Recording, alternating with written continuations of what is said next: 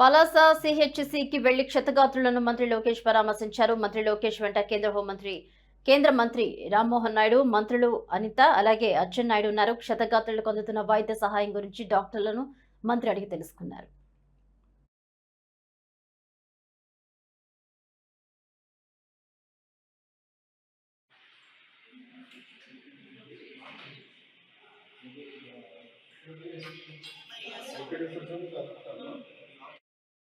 గౌరవ ముఖ్యమంత్రి గారు ఇది తెలుసుకున్న వెంటనే నాతో మరియు డిజాస్టర్ మేనేజ్మెంట్ మార్చులు అనిత గారితో కూడా మాట్లాడటం జరిగింది.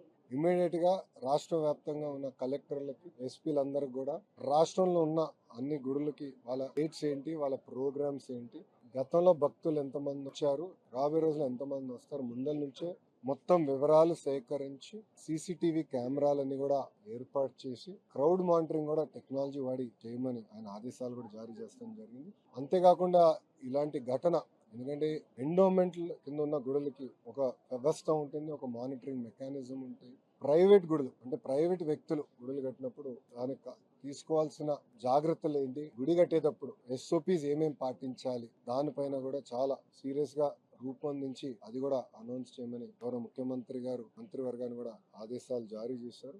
ఇది ప్రభుత్వం చాలా సీరియస్ గా తీసుకుంటున్నాం. అనుకోకుండా ఇంకో ఘటన జరిగింది. గౌరవ ముఖ్యమంత్రి గారు ఆయన ఎప్పటి నుంచో ఒక ప్రోగ్రామ్ ఉంది కనుక ఆ ప్రోగ్రామ్కి వెళ్ళొచ్చిన తర్వాత భవిష్యత్ కార్యాచరణ ఏంటి, ఎలా చేస్తే బాగుంటుంది అంటే కూడా అయితే చర్చించి ఆ గ్రూప్ ఆఫ్ మినిస్టర్స్ నిర్ణయాలు తీసుకుంటాం.